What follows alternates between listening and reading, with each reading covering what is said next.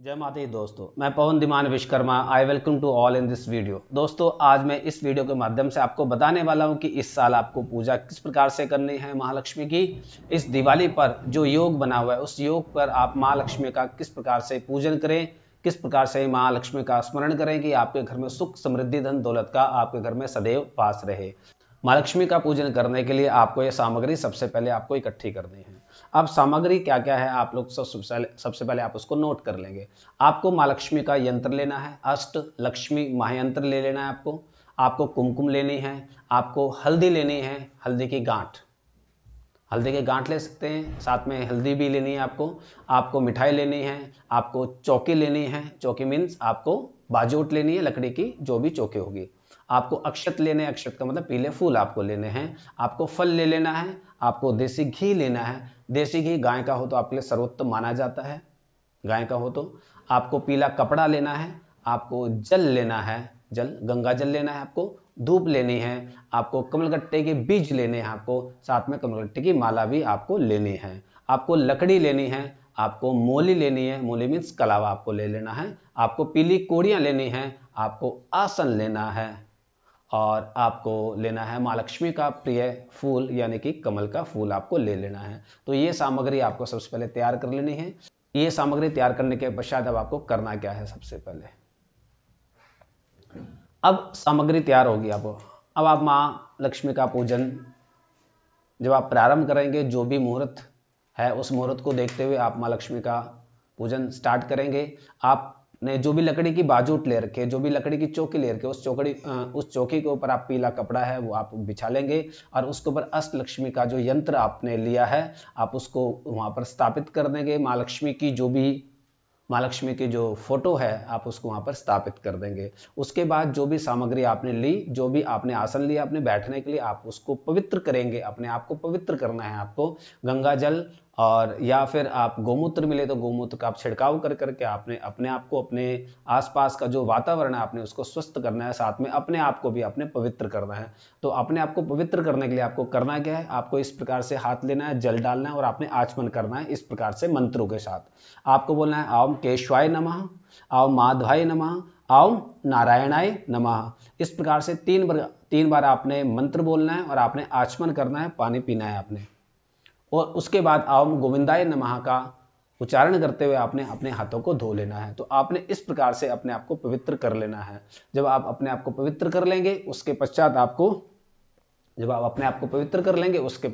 क्या करना है, आपको दीपक प्रज्वलित करना है। उसके बाद आपने अपने आप को तिलक लगाना है और अपने घर के परिवार के सभी लोगों को तिलक लगाना है और कलावा बांधना है, यानी कि आपने रक्षा सूत्र बांध देना है सबको। बांधने के पश्चात अब आपको करना क्या है, अब आप अपनी पूजा प्रारंभ करेंगे। पूजा प्रारंभ करने के लिए आपको करना क्या है, अब आपको सबसे पहले पूजा में सर्वप्रथम पूजा के अधिकारी भगवान गणेश जी का आपको स्मरण करना है। आपको स्मरण करने के लिए आपको ओम भगवान श्री गणेशाय नमः का आपको 21 बार जाप करना है, या फिर आप चाहें तो 108 बार भी जाप कर सकते हैं भगवान श्री गणेशाय नमः का, इस प्रकार से।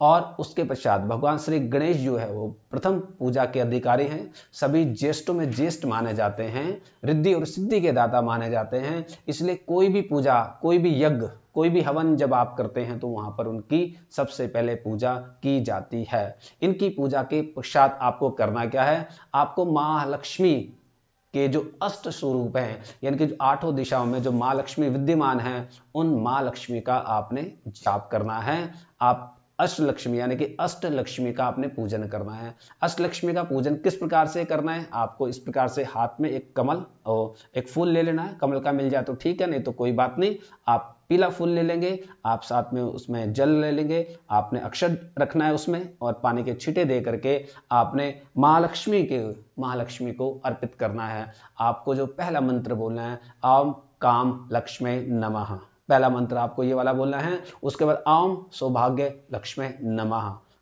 उसके बाद ओम योग लक्ष्मी नमः, ओम आध लक्ष्मी नमः, ओम भोग लक्ष्मी नमः, ओम सत्य लक्ष्मी नमः, ओम विद्या लक्ष्मी नमः, ओम अमृत लक्ष्मी नमः का आपको जाप करना है। 8 मंत्रों से मां लक्ष्मी का आपने पूजन करना है। अब मां लक्ष्मी जो अष्टलक्ष्मी थी आपने उनकी पूजा की है। पूजा करने के पश्चात अब आप महालक्ष्मी का जो बीज मंत्र है आपने उसका जाप करना है। आपने 108 या 101 बार आपने उनका जाप करना है। जाप किस प्रकार से करना है आपको ओम रींग अष्टलक्ष्मी दारिद्र्य विनाशिनी सर्व सुख समृद्धि देहि देहि रींग ओम नमः, इस प्रकार से आपने उनका जाप करना है।